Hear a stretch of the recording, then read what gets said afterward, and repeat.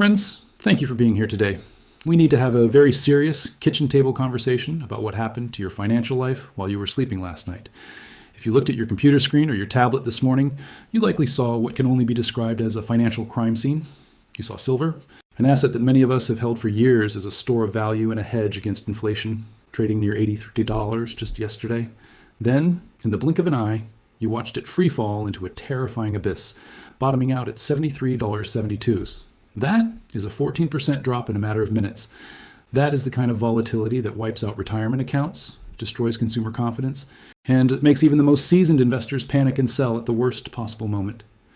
But before you call your broker, and before you let the anxiety of the morning news cycle take over, I need to ask you two questions that change everything about how we view this event.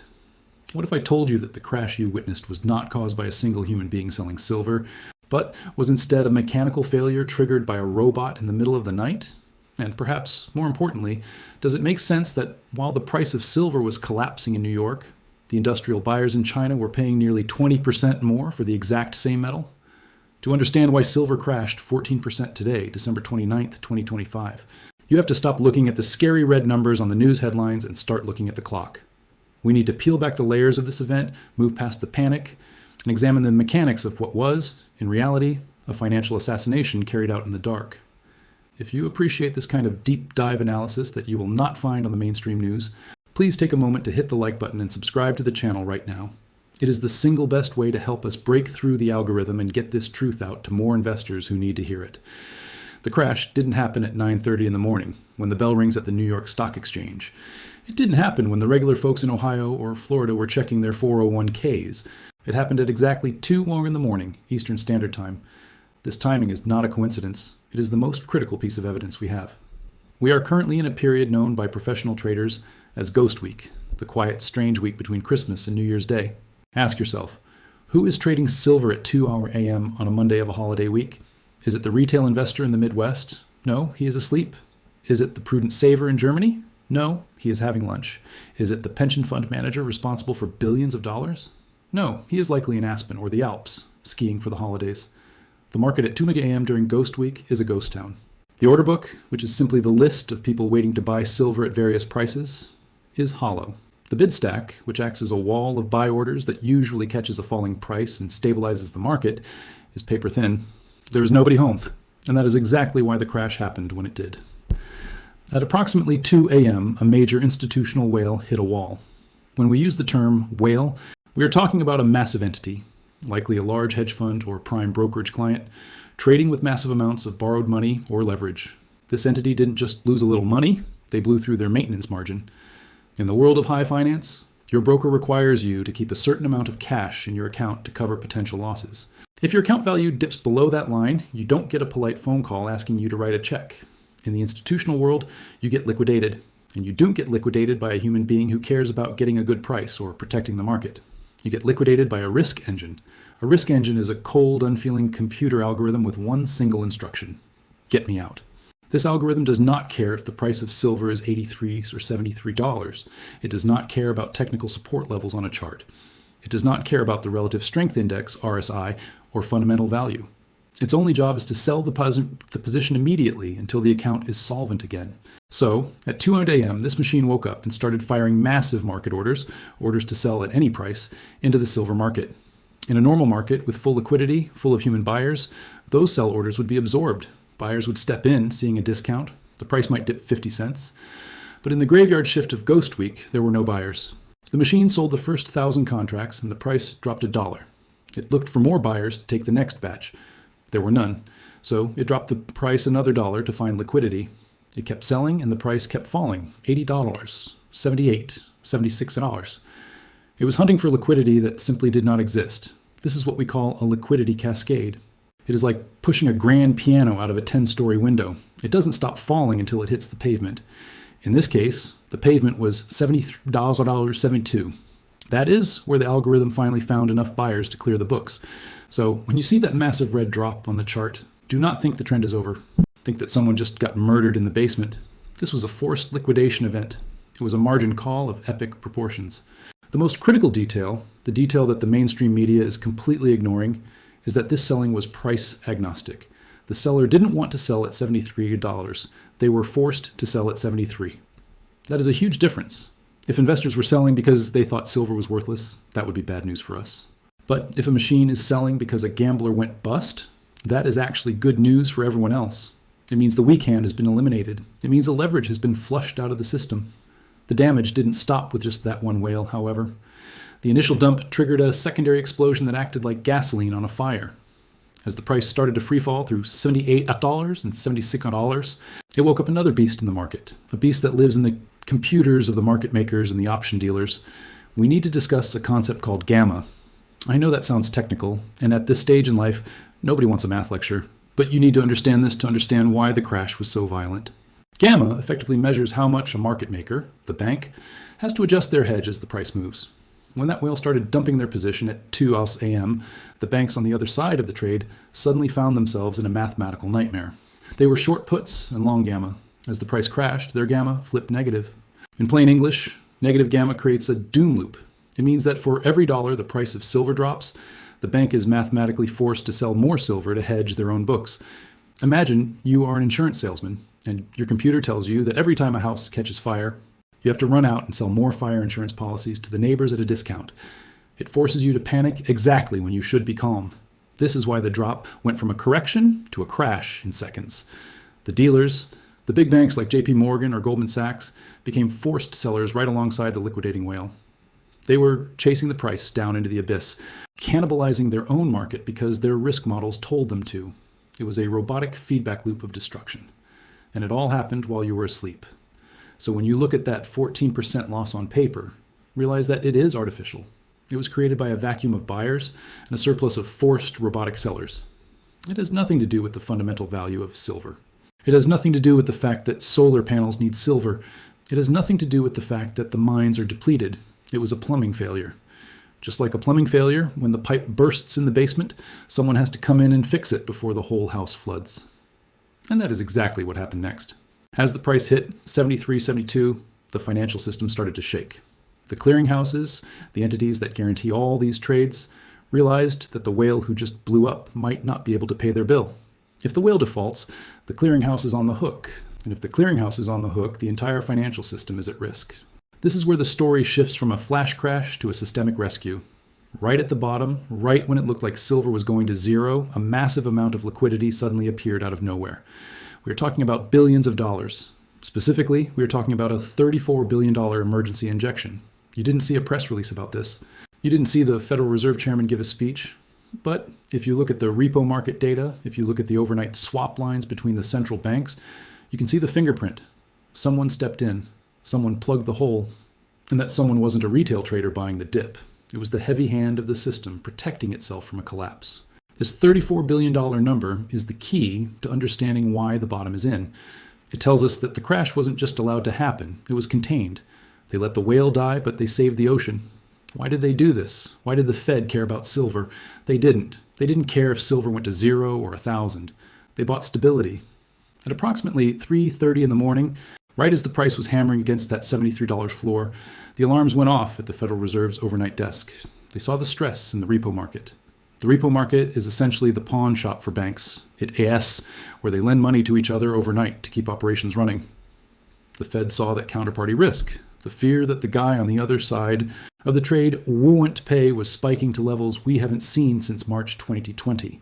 The banks stopped lending to each other. Nobody wanted to touch the toxic waste coming out of that liquidation, and that is when the fire hose turned on. $34 billion of emergency liquidity was injected into the repo market. They flooded the system with cash to ensure that the solvent banks had enough liquidity to absorb the whale's carcass without going bust themselves. They effectively lubricated the gears of the machine so it wouldn't seize up from the friction of the crash.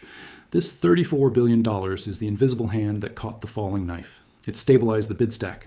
It gave the market makers the confidence to step back in and start quoting prices again. Without this injection, we wouldn't be looking at $75 right now. We would be looking at a market closure. We would be looking at limit down halts and broken trades. The fact that they had to intervene with that much capital tells you everything you need to know about how fragile the paper silver market really is. It is a house of cards built on leverage, and today the wind blew hard. The only reason it is still standing is because the central bank held it up with a wall of freshly printed money. But here is the irony. the sick, twisted irony of the whole situation. While the Western financial system was frantically printing $34 billion to patch a hole caused by a paper derivative explosion, the physical world was watching and laughing. Because while the paper price was crashing, the real stuff, the actual metal, was doing something completely different. This brings us to the Shanghai reality check. If you want to know the truth about a crime, you don't ask the criminal, you ask the witness. And the witness to this crash is the Shanghai Futures Exchange. While New York was busy destroying wealth, China was busy pricing silver as if nothing happened. I'm looking at the data from the Shanghai close right now. The front-month silver contract closed at 20,073 yuan per kilogram. Let's do the math together because it is the most important calculation of your financial life right now. We take the price, 20,073 yuan. We divide it by the exchange rate of roughly 7.05 yuan to the dollar. We divide that by 30.15 troy ounces in a kilogram. The result? $89.18 per ounce. Do you see the disconnect? Do you see the madness? In the West, New York, the price is $75 because a hedge fund blew up and the Fed had to bail out the repo market. In the East, Shanghai, the price is $89 because they actually need the silver to build solar panels, electronics, and missiles. The spread, the gap between these two numbers, is now $14. This is not a market inefficiency. This is a broken market. A $14 spread on a commodity is unheard of. It is economic insanity. It means that for every ounce of silver you hold, the Chinese market thinks it is worth nearly 20% more than the American market says it is. Why isn't the arbitrage closing?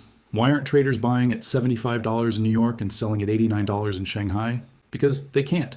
Because as of January 1st, new export licenses have built a wall around China. The metal in Shanghai is trapped, the metal in New York is scared, and the two prices have completely divorced. This $14 premium is the ultimate proof that the crash was fake. If there was a real glut of silver, if there was too much supply, the price would be dropping in Shanghai too, but it isn't. It is holding firm near $90. That tells you that the drop in New York is purely synthetic. It is a paper event. It is a story told by algorithms to other algorithms. The physical market isn't participating in the crash. The physical market is saying, we will take all your silver at $75. Thank you very much. I want to hear from you right now because this is the most crucial part of the story. Pause the video for a moment and let me know in the comments section below. Do you trust the paper price in New York or do you trust the physical price in Shanghai? Which one is telling the truth? I read every comment and I really want to know where you stand on this. And this leads us to the most dangerous lie being told on the financial news networks right now. Turn on the TV and what do you hear? Retail panic. Mom and pop investors fleeing. The silver bubble has popped. The headline on Bloomberg reads, Silver plunges as retail investors panic sell. The headline on Reuters says, Profit taking by small investors caps silver rally. They are painting a picture of thousands of small investors, people like you and me, waking up at 2 in the morning, collectively deciding that silver is a bad investment and frantically hitting the sell button all at the same time. I'm here to tell you that this is a lie. It is a mathematical impossibility and I have the data to prove it. We have access to the flow data. We can see exactly what the retail investors did today versus what the institutional algorithms did. And the data shows the exact opposite of the media narrative. While the price was crashing to $73, the inflows into the major silver ETFs like SLV and PSLV actually spiked. Retail investors didn't sell, they bought the dip. The volume at the major online bullion dealers, places like APMEX, JM Bullion, SD Bullion, is currently 3 times higher than a normal Monday. And 90% of that volume is on the buy side. The little guy saw the price drop and said, thank you for the discount. So if retail didn't sell, who did? Who dumped 5,000 contracts in a single second at 2:15 a.m.? It was the whale. It was the forced liquidation of the over-leveraged institutional player we talked about earlier. The selling came from a distressed entity that had no choice. It came from a robot executing a bankruptcy order. It did not come from the community of silver stackers who have been holding for 5 years waiting for this moment. Why is the media lying? Why are they pushing the retail panic narrative so hard? Because they need a scapegoat. They cannot admit that a major financial institution blew up. They cannot admit that the clearinghouse almost failed and needed a $34 billion injection. If they told the truth, that the system is fragile and broke down because of one bad bet, it would cause a real panic. It would cause a run on the banks. So instead, they blame the volatility on unsophisticated retail traders. They gaslight you. They want you to believe that you are the weak hand so that you will doubt yourself and actually become the weak hand. It is a psychological operation. They are trying to shake you out of your position because they need your silver. And speaking of needing silver, let's look at the vaults. If you want proof, absolute undeniable proof that the physical market is calling the bluff of the paper market? You just have to look at what happened at the COMEX vaults on Friday. While the price was starting its descent, while the Ghost Week trap was being set, the smart money was backing the truck up to the loading dock. We just got the inventory report. It is hot off the press. 133 ounces of silver were physically withdrawn from the Loomis vaults on Friday. Gone. Removed from the system. Think about the timing of that withdrawal. 600,000 ounces left the vault before the crash. Whoever took that metal didn't care about the chart. They didn't care about the RSI. They didn't care about the Ghost Week volatility.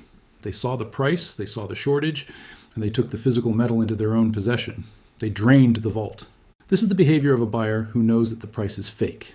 They're using the paper suppression to drain the physical supply at a discount. It is the ultimate bank run. They are trading their paper fiat currency, which the Fed just printed 34 billion more of, for the hardest asset on the planet. The West is becoming an empty shell, a showroom with no inventory. The price tag says $75, but when you go to the shelf to buy the product, the shelf is empty. That 600,000 ounce withdrawal is the sound of the shelf being cleared. So, friends, where does this leave us? What happens next? We have a market that has been artificially smashed down to $75 by a robotic liquidation. We have a physical market in China trading at nearly $90. We have a massive liquidity injection that has stabilized the banking plumbing. And, most importantly, we have exactly 3 days until the full institutional desks return from their holiday vacation. When those traders walk into their offices in Manhattan and London on January 2nd, what are they going to see? They are going to see a $14 discount. They're going to see a generational buy signal. The crash is over, the weak hands are gone, the leverage has been flushed. What is left is a market that is primed to explode. We are looking at what traders call a slingshot. The deeper you pull back the rubber band, the farther the rock flies when you let go. The crash to $73 was the pulling back of the rubber band. The $34 billion injection was the hand holding it steady. And on Thursday morning, when the volume returns, someone is going to let go. But before we close the book on this crash, we need to understand the psychology of the suits who are walking back into this mess. This is the part that turns a simple recovery into a vertical explosion. You have to put yourself in the shoes of a portfolio manager at a major fund on January 2nd. These are people who are measured by their performance relative to the market. They are terrified of one thing: career risk. Career risk is what happens when the market takes off without you. It is the fear of being the only guy in the room holding cash while your competitors are posting double-digit gains. When these managers turn on their Bloomberg terminals on Thursday, they are going to face a brutal reality. They will see that the silver market survived a value-at-risk shock. They will see the Fed's $34 billion handprint on the tape, and most terrifyingly, they will see that massive gap between New York and Shanghai. To a professional trader, the $14 gap isn't just a number. It is a vacuum that demands to be filled. They know that nature abhors a vacuum, and markets abhor a price discrepancy. The moment the first large buy order hits the tape on Thursday morning, it's going to trigger a different kind of panic, the panic to get in. This is what we call the January effect on steroids. Typically, January is a time for rebalancing. Funds take their fresh capital allocations for the new year and deploy them. But this year, they aren't just deploying capital, they are chasing a runaway train. Think about the market makers, the banks we talked about who were forced to sell at the bottom because of their negative gamma. Now that the price is stabilizing and rising, they have the exact opposite problem. As the price moves up, their models will flip. They will become short gamma on the way up. That means for every dollar silver rises, they will be forced to buy more to cover their exposure. Do you see the symmetry? The same robotic feedback loop that caused the crash to 73 is going to fuel the rocket to 100. The algorithms that were selling into the hole will be buying into the spike. It is a short squeeze waiting to happen, but on a systemic level. And this is where the trap closes. The institutions that were hoping to buy back in slowly, quietly over weeks won't have that luxury. The physical shortage created by that 600,000 ounce withdrawal has removed the buffer. There is no inventory to dampen the price rise. As we look further down the timeline, beyond the immediate volatility of January 2nd, we must come to terms with the profound structural shift that this event signifies. This wasn't just a glitch, it was the warning shot for a new era of resource scarcity. The old world, where paper contracts could indefinitely suppress physical reality, is dying. The new world is one where he who holds the gold, or in this case the silver, makes the rules. We are witnessing the great decoupling, a permanent divorce between the financialized West and the industrialized East. For decades, New York set the price and Shanghai took the delivery. That dynamic has shattered. The Shanghai premium is not a temporary anomaly. It is the new gravitational center of the market. As China, India, and the BRICS nations continue to hoard strategic metals to back their currencies and fuel their industries, the West is left trading empty promises. Consider the implications for the future of technology and energy. We are moving into an age of electrification, AI, and robotics. None of these technologies work without silver. It is the most conductive metal on the periodic table. It is the lifeblood of the green revolution. When Apple, Tesla, or Samsung realize that the COMEX cannot deliver the metal they need to keep their factories running, do you think they will care about the paper price? No, they will bypass the exchange entirely. They will go directly to the mines, checkbook in hand, and they will pay whatever it takes to secure supply. We are approaching a scenario of unobtainium, where the price on the screen becomes irrelevant because you simply cannot buy the metal at that price. The $89 price in Shanghai is just the beginning of this realization. It is the market waking up to the fact that silver is not just a speculative asset. It is a strategic mineral that is running out. Furthermore, this crash has irreparably damaged trust in the clearing systems. The $34 billion bailout saved the banks today, but it destroyed the moral hazard for tomorrow. Every sophisticated player now knows that the system is rigged to prevent a collapse, but also that it is incredibly fragile. The smart money is not going to wait for the next whale to blow up. They are going to accelerate their exit from paper assets. We are going to see a migration of capital from the digital ledger to the physical vault. So, what should you do in the face of this paradigm shift? If you held through the night, if you didn't let the media scare you out of your position, you have already won the hardest battle. You survived the shakeout. Now, you need to prepare for the volatility of the breakout. Do not try to trade this. Do not try to be cute and sell at $85,000 hoping to buy back at $80,000. The violence of the coming move will likely gap over your sell orders. We could see days where the market opens limit up, meaning trading is halted because there are simply no sellers at the current price. In a market broken by a $34 billion injection and a $14 arbitrage gap, the price is no longer a smooth line. It is a series of violent adjustments. We are moving from a paper illusion to a physical reality. The crash of December 29th will be remembered not as the end of the silver bull market, but as the final desperate attempt to paint the tape before the dam broke. The Fed bought the market 3 more days of life. They didn't fix the problem, they just subsidized the exit. And on January 2nd, the entrance opens. The window to acquire physical silver at these suppressed prices is closing rapidly. You're standing on the precipice of a wealth transfer that happens only once in a few generations. The paper game is ending. The physical game has just begun. Stay calm. Look at the Shanghai price, not the New York price. Watch the vaults, not the television. The fundamentals haven't changed. They have only gotten stronger. Thank you.